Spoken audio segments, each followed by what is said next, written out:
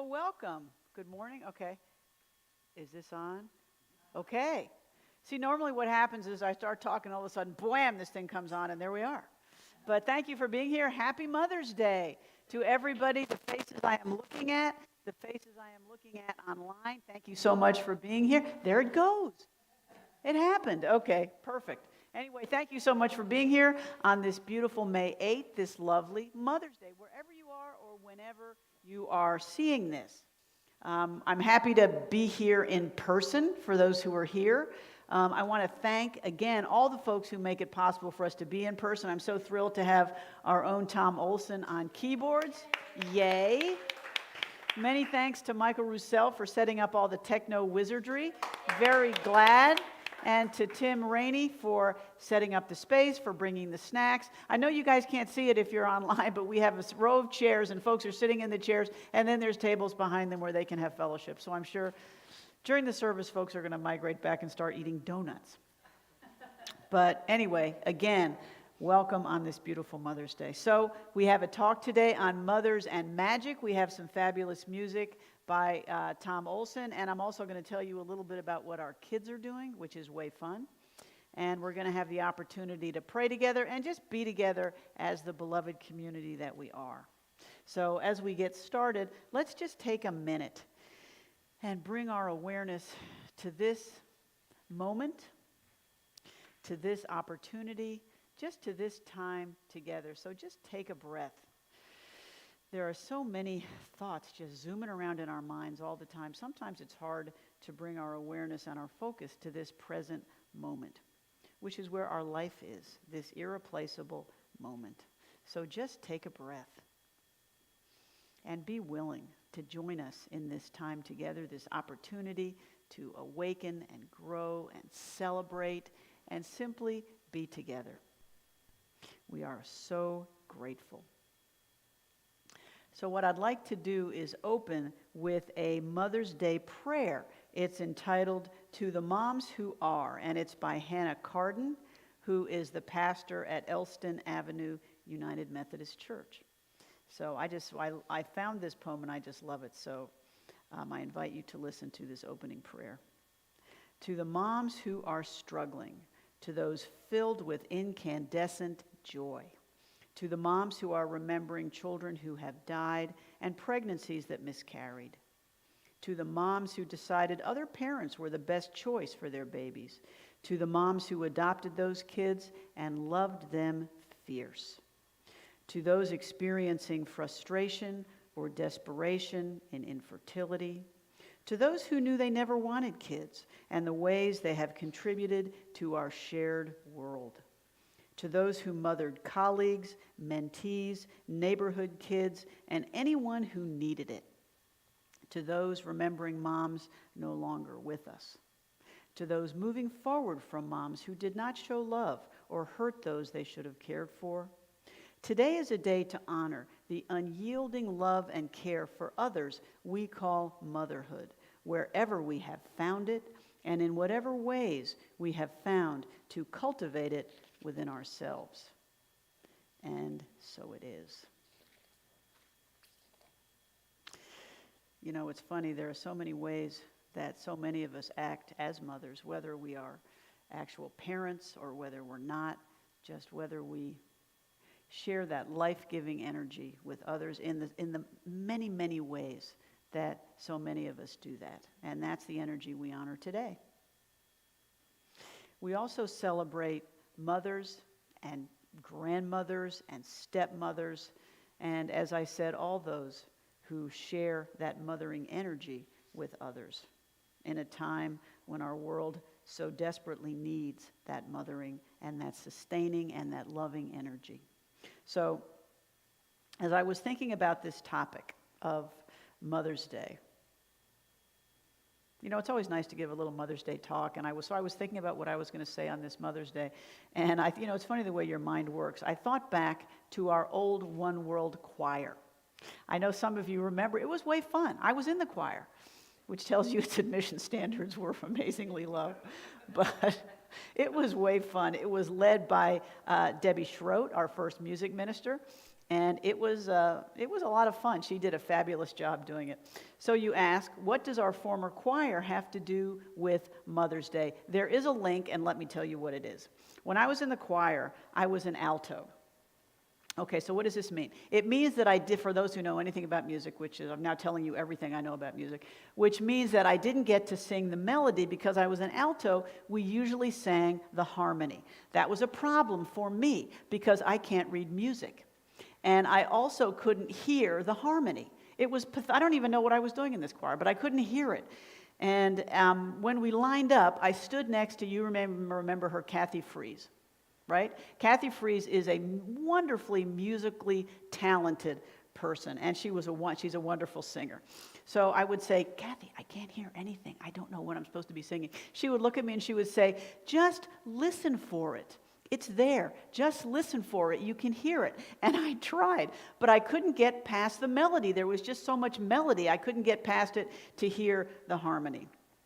So in later years, I've learned to do that. It's the counterpoint to the melody. It's the subtle notes that we have to work in order to make the piece whole. It's there, but we have to listen for it. So it struck me that motherhood can be like that. When we are raising kids of whatever age who make so much noise that they can just suck up all the air in the room or just overwhelm, that can cause such stress, the rest of the world is more than happy to tell our kids to go take a hike. Mothers are still able to see the aspects of their kids that the rest of us can't see. The kindness, the humor, the gentleness, those moments that just break your heart. Mothers can see that. And sometimes the rest of us just don't.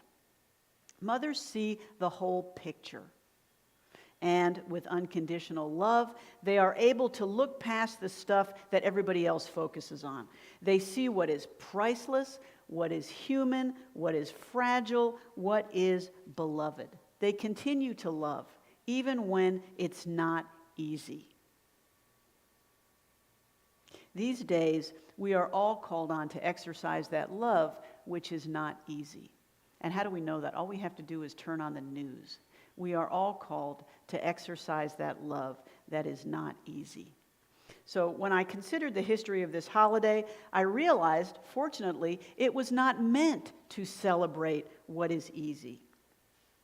Mother's Day honors the sloggers, the determined, those who don't give up. This was a day created by strong women to honor the ability of all of us to keep going and make a difference.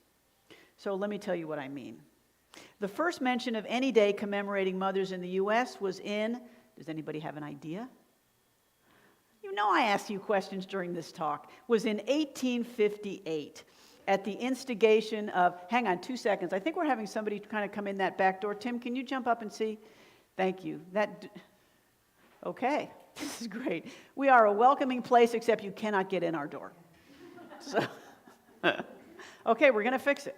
So, it was in 1858 at the instigation of Anne Jarvis, somebody whom we would call today a social activist. Anne Jarvis was from Culpeper, Virginia, which is a small town in the Appalachian region.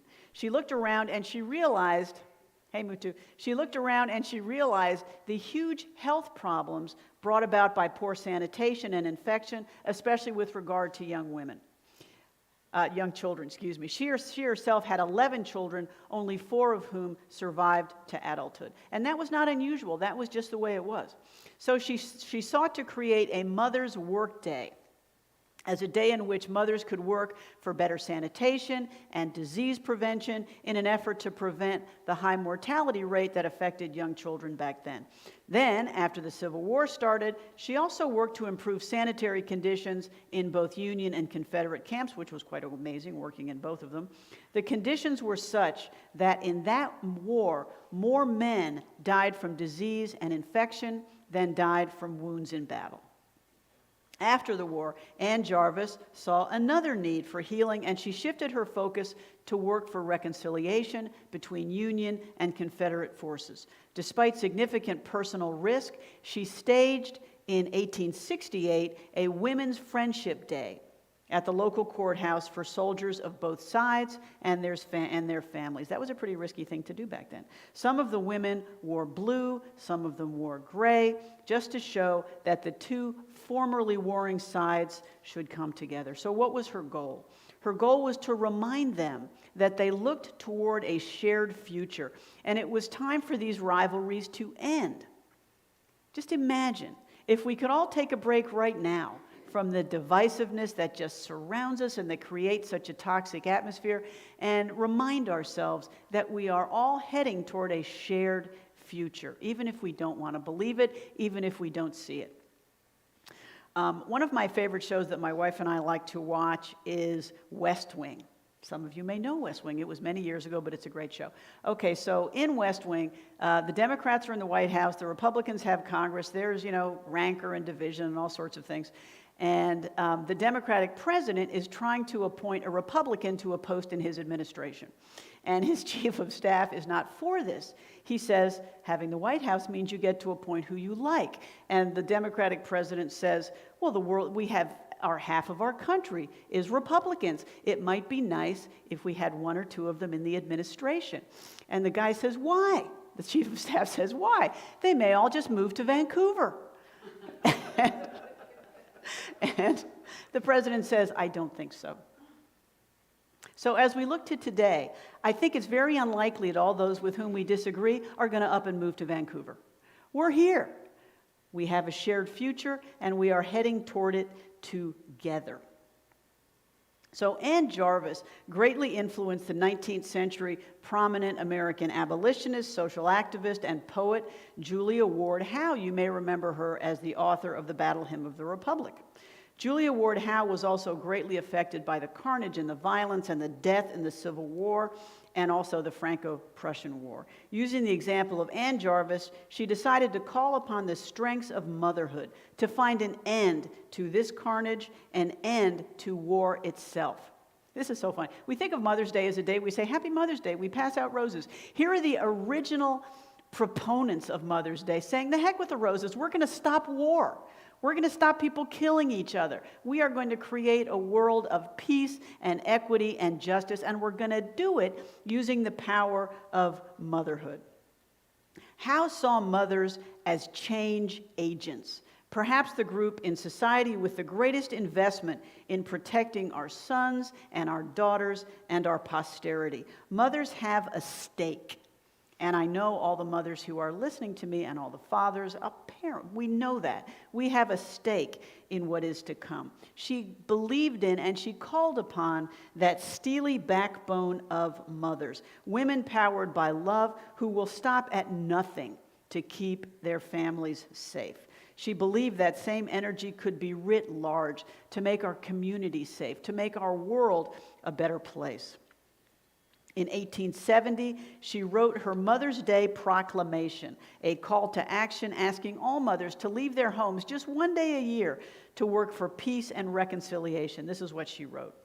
Arise then, women of this day. Arise, all women who have hearts, whether our baptism be that of water or of fears.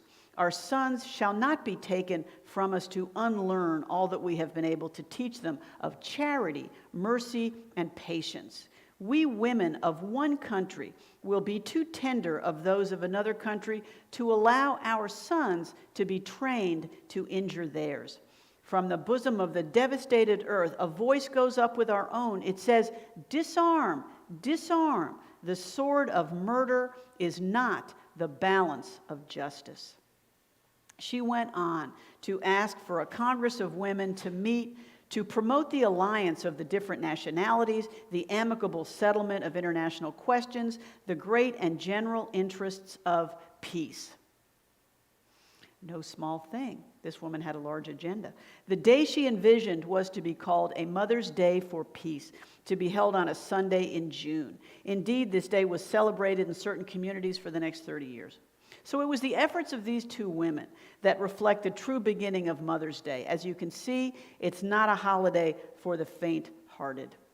Ann Jarvis and later Julia Ward Howe saw this day as a call to communicate, to connect, and raise a consciousness of peace and healing, even in a world overflowing with division and pain, even in a world where you think your efforts are going to mean nothing. You still try, because we have to try.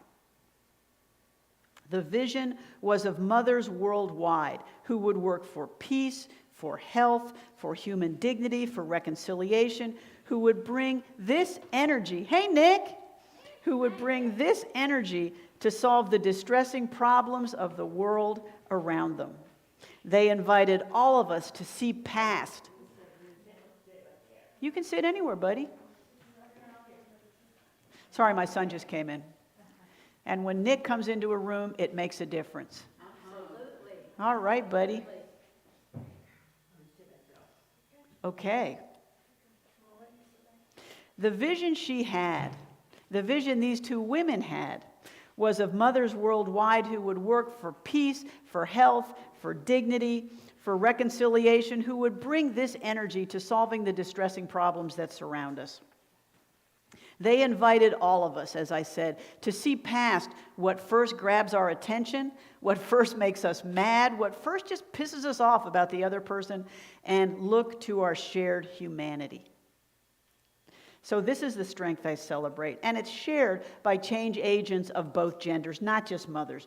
We all have that energy to preserve, to make safe, to heal, to protect, whether we are actual mothers or not. So, what are some of the attributes that I personally admire about these women? First, I see that they didn't wait to formulate complex multi-page agendas or 10-step plans. They didn't make it complex, and they didn't stop because their efforts didn't attract a big crowd. They stepped out, and they sought to apply the basic principles we all know to be true: love, forgiveness, compassion, and connection. They just started. They didn't make, what do we say? They didn't make the perfect the enemy of the good. They just started to live their lives with these values they knew would enhance and save all of us. They also recognized the healing power of relationship.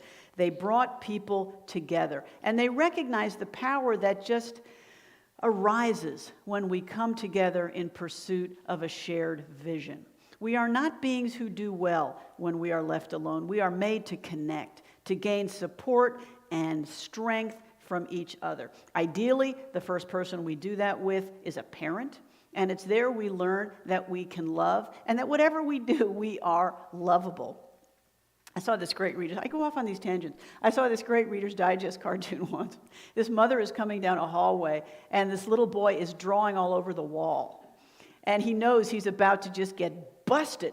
And so, as his mother turns the corner, he writes at the bottom right-hand corner, "Love Tommy." Isn't that great?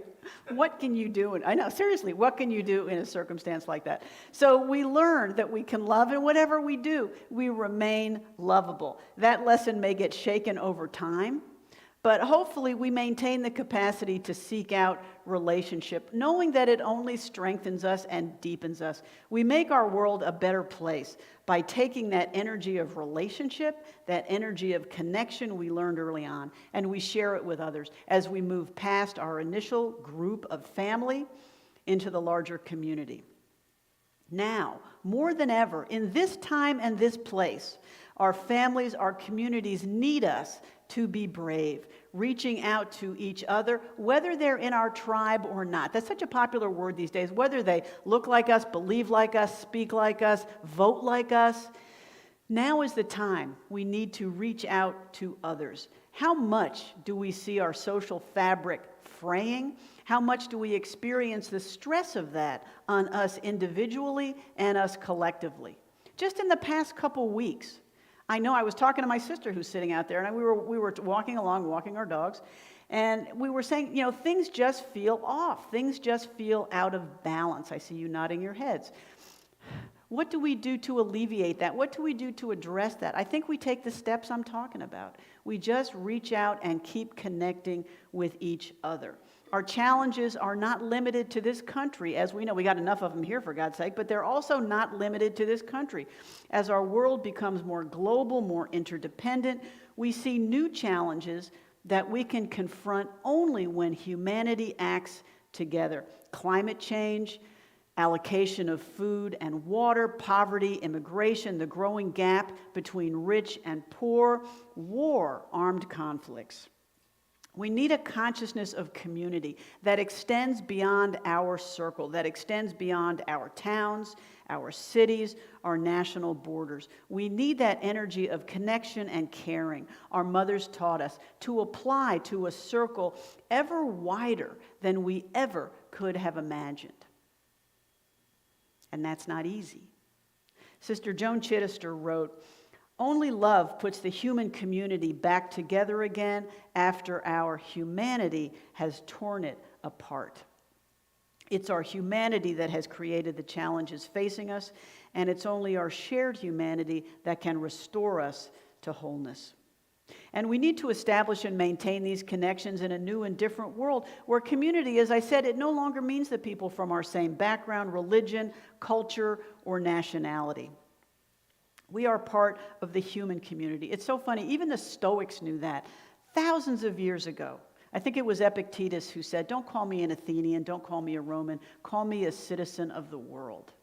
It's that ethic, it's that consciousness that we need to take in and make it part of our DNA if we are going to address the problems that surround us. So how do we grow this new consciousness of community? It's funny, you can't really do it on a cognitive level. Our minds will only take us so far. You have to do it on a behavioral level. In the Navy, when I was on active duty, and maybe before my wife was sitting out there, she'd know the story better than me, but Nick just saluted. Thank you, Nick. There was an admiral named Elmo Zumwalt, and he wanted to do some work on race relations. And there were all these training courses on race relations, and they just weren't working. And so finally he said, okay, we're just going to change people's behavior. You change your behavior and you change their hearts.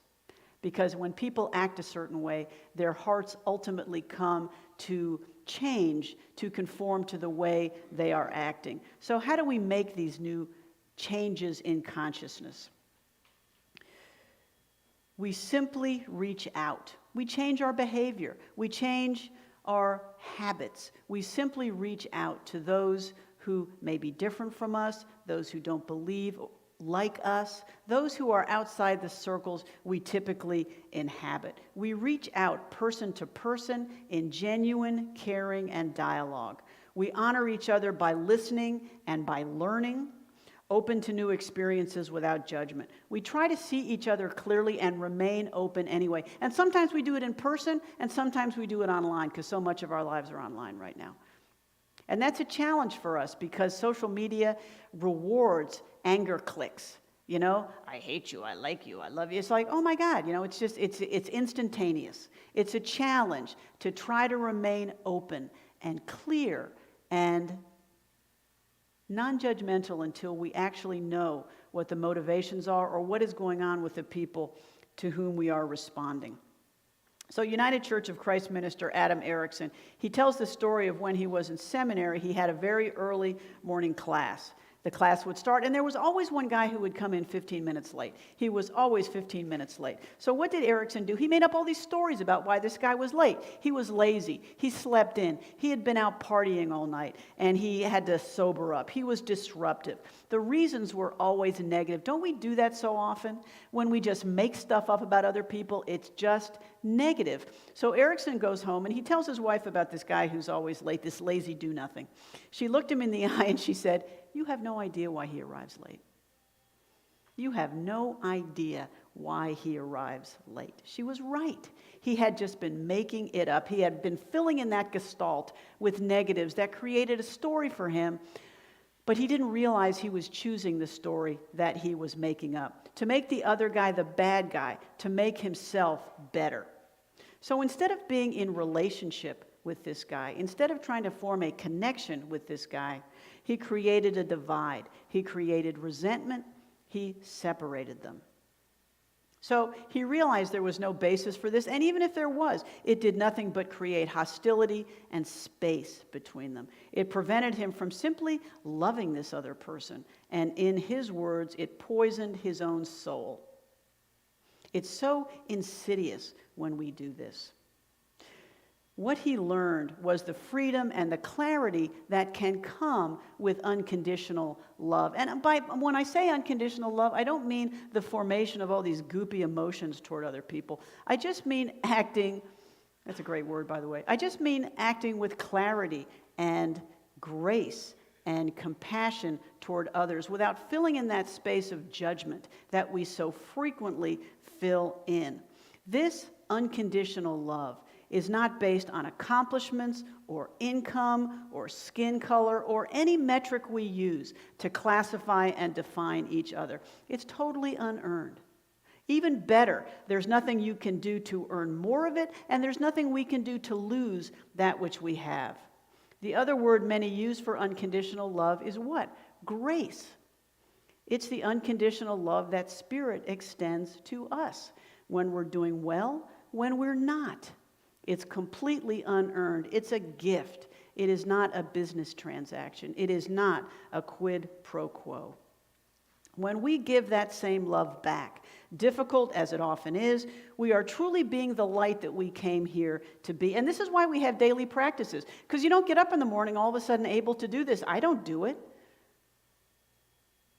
We have to practice. We have to keep every day opening our consciousness, opening our hearts to be able to have that willingness to face others with love and no immediate judgments. I think this is why we honor motherhood. It's the closest human manifestation we have of unconditional love. Karen Armstrong put it this way. She wrote, "A mother's concern for her child pervades all her activities, whether she feels like it or not. That's the key. She has to get up to her crying infant night after night, watch him at every moment of the day, and learn to control her own exhaustion, impatience, anger, and frustration." Okay, I'm sure the mothers in this room have never felt any of those things. Right? Okay, I see folks laughing. She is tied to her child long after he has reached adulthood. Indeed, on both sides, the relationship is usually terminated only at death. Maternal love can be heartbreaking as well as fulfilling. It requires stamina, fortitude, and a strong degree of selflessness. John Feibig said, "The hand that rocks the cradle usually is attached to someone who isn't getting enough sleep." That is true. But that's the energy it takes. That's the energy that opens our hearts to others. That's the hill we have to climb to be able to turn our minds around to the view that we are all moving forward to a shared future. And again, it's not easy. So does this surpassing patient love mean that we put up with destructive or violent behavior? Does it mean being a doormat or excusing behavior that hurts others? No, it does not. How many mothers do that? I don't know about you, but when I was, Nick is pointing to his mother. Yes, she does that. When I was a kid and I was being bad, I got consequences. That's the loving way to communicate that people's behaviors are outside the bounds of what is acceptable, what is loving, and what is right. We don't love somebody by letting bad behavior pass. That doesn't serve them or us. We love them by knowing that the truth of who they are, the deep truth of who they are, will at some point shine through. And even if it doesn't, it's still there. That's the part we connect with. We recognize and we reject the poison of hate. There is so much hate circulating around. We realize that hate does not build up anything. It just destroys. Hate does not create anything worth having or keeping. The level of hate in our society now circulating has done nothing but generate more of the same. And we're not going to fix it by adding more hate to the pile. We continue to work for justice, for equity, for peace. All of us can, and I'm sure at times do, look around and say, we look at our society and we say, what a mess.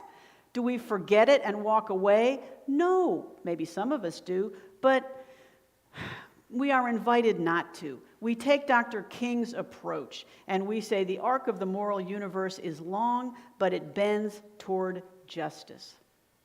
It is our effort, our heart, that is going to get it there. Even when we swear, all our effort, all our heart doesn't seem to make a difference. It does. It's our energy that bends collectively and individually that bends that arc.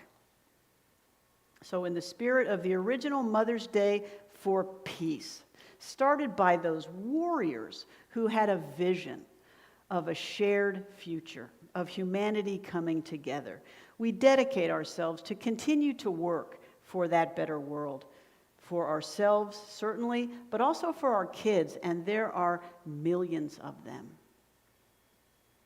The next generation is our posterity, and we owe them our wisdom, our heart, our diligence, our loyal stewardship, to pass them a better world than the world we found.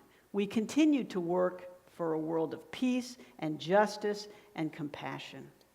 We continue to work for a world that would make our mothers proud. So, thank you. Happy Mother's Day.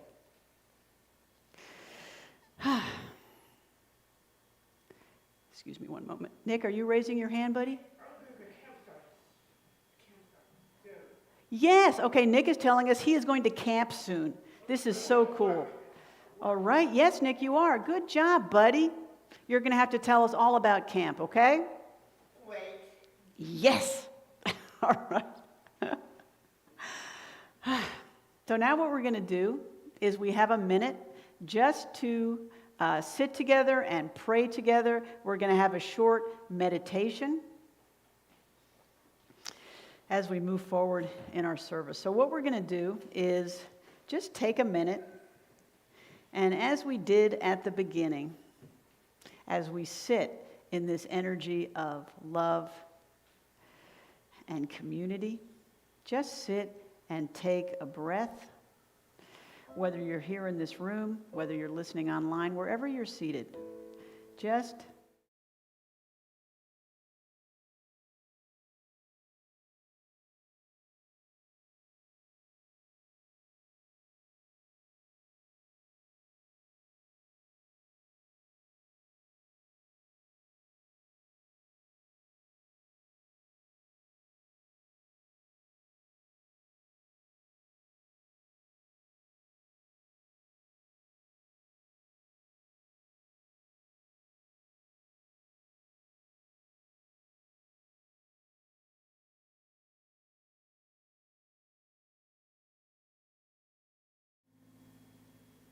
shine your light on this beloved community, on all souls here. We are grateful for this right now, for this opportunity each one of us has to share love, to lift each other up, to serve, to heal, to bring our gifts to a world that is in need.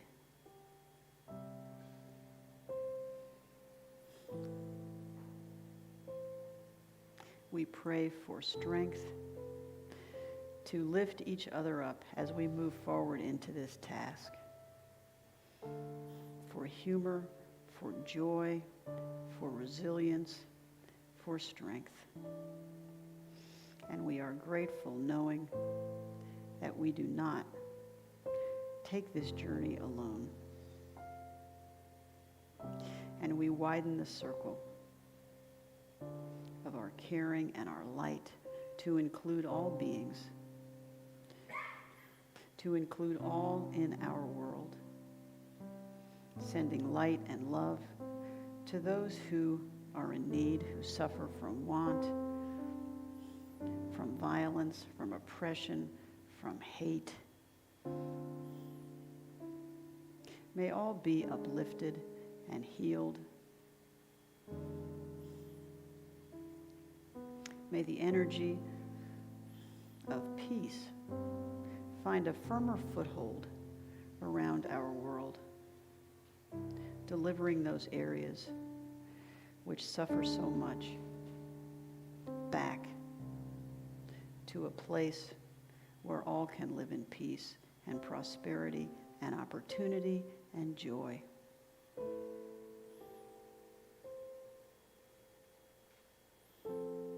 May we do all we can to bring about that world of beloved community. And so it is. And so we say amen.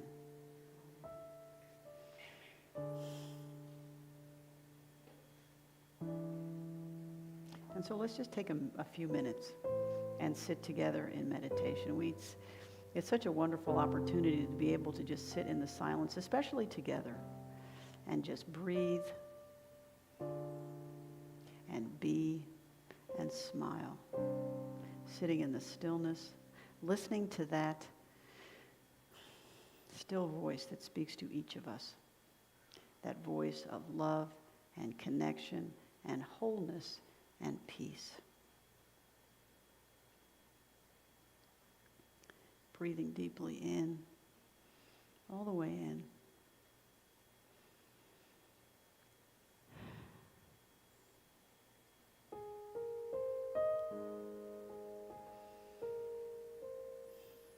And releasing. Relaxing your muscles. Just put your feet flat on the floor. Just rest your hands on your knees. Deep breath in. Keeping that thought in your consciousness. Peace. I am at peace.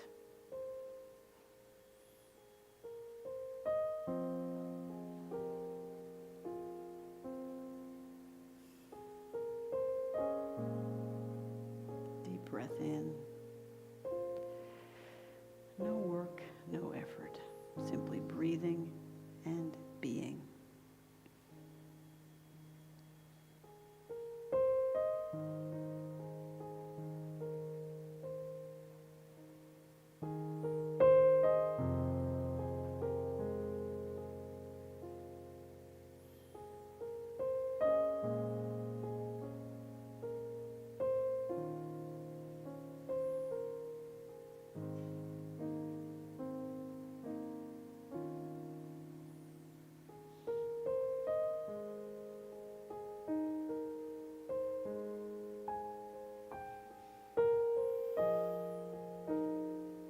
We sit in peace. We sit in gratitude.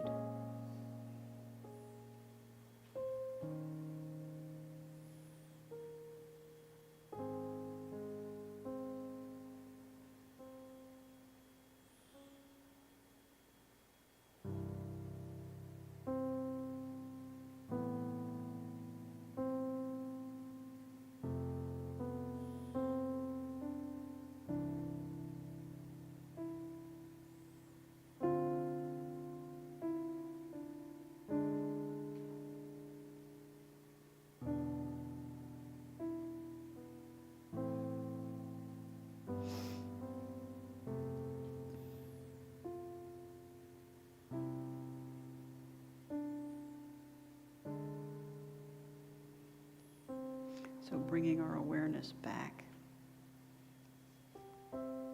Just open your eyes and smile.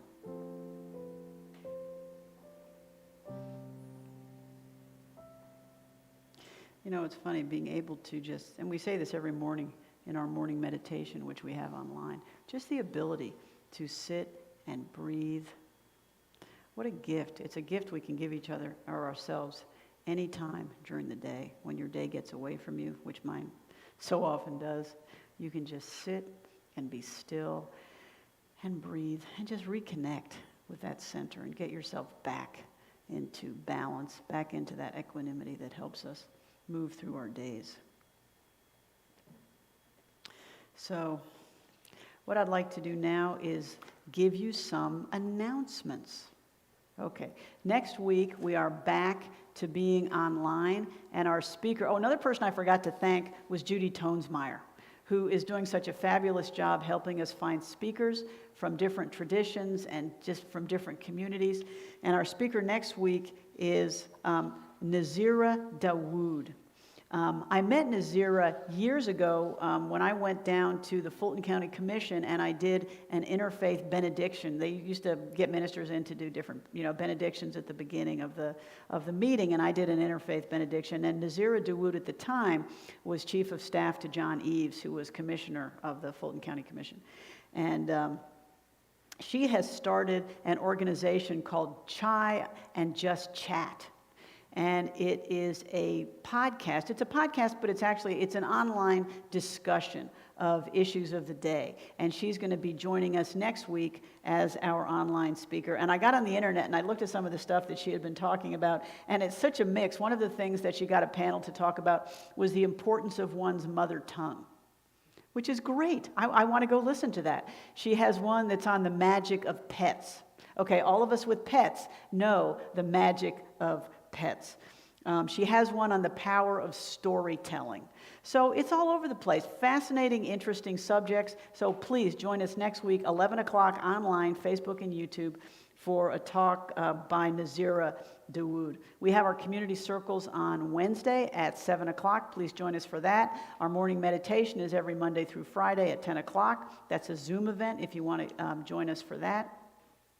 If you have any announcements, please send them to info@oneworldspiritualcenter.net, and we will certainly go ahead and post your announcement. And I'll give it here, online, in person or online. So I'd also like to take an opportunity to welcome and thank you for your donations. Sometimes I forget this during the service, and if I do, someone always says, "You forgot the donations." So I'd like to remember the donations and thank you for your continued support. If you would like to give to One World, there are many ways you can do it. You can do it by check and send it into our address, which is in our newsletter. There is a donate button on our website that you can click. You can use PayPal or Tithely, and we certainly appreciate all your support. We use these gifts to continue to bring you the programs we do, and we dedicate them to the continued work of One World. So thank you so much for your continued generosity. So I also want to talk a little bit about what our kids are doing. Every week, our youth director, Reverend Rebecca Johnson, sends me a text. At the beginning of the month, she does a video, which is also way cool, but she sent me a text this week, and she tells me that what our kids are doing. Last week, on May 1st, they discussed one of the Buddha's quotes on spiritual power. This was the quote: "Effort as a spiritual power functions in order to develop wholesome and skillful mental states." Okay, I think we all want those wholesome and skillful mental states. This Sunday, what she's discussing on the Zoom call is to understand, she's going to discuss how studying the Bible metaphysically will help understand this verse from Psalm 119. "Your word is a lamp to my feet and a light for my path." And what she uses the Lamsa version of the Bible, which is a translation by, at least in part, by Dr. Rocco Errico, and it's using the original Aramaic that much of the Bible was written in. So it's a bit of a different translation, and that's the one she uses. And she's going to talk to the kids about that phrase in Psalms: "Your word is a lamp to my feet and a light for my path." So many thanks to Reverend Rebecca for everything she brings to our kids program. So, does anybody out there have any announcements? I forgot to ask. Anything? Anything coming up that I'm missing? No? Yes? I just want to say Michael just got a second degree. Yes! All right, Michael. What was your second degree in? Computer science. Computer science. That's right, you told us that. Okay. Very good. Michael just got a second degree in computer science. And I forgot one thing. Diana has started painting, and I wish you could see it. She brought in today this beautiful painting. It says love, it's got some flowers, and it's posted in our foyer. So, a talented family. Congratulations to Michael, and many thanks to Diana. We're going to keep looking for more pictures. Okay, no problem. All right, cool. So as we close, what I'd like to do is share a blessing. And this blessing is adapted from the Karaniya Metta Sutta of the Pali Canon from the Buddhist scriptures. So I invite you to listen to this closing blessing. As we have been blessed, so we bless one another to be a blessing. Breathe in, breathe out. This breath we share with all that breathes. Feel the love of the universe flowing through this community into you and out into the universe again. Let the love of all the universe, your love, flow outward to its height, its depth, its broad extent. You are more than you know, and more beloved than you know. Take up what power is yours to create safe haven, to make of earth a heaven. Give hope to those you encounter, that they may know safety from inner and outer harm. Be happy and at peace, healthy and strong, caring and joyful. Be the blessing you already are. That is enough. Blessed be, and amen. So, have a wonderful Mother's Day. Go out, have lunch, have a party. Have a good day. And honor that mothering energy everywhere. So we are concluded. Thank you so much for joining us.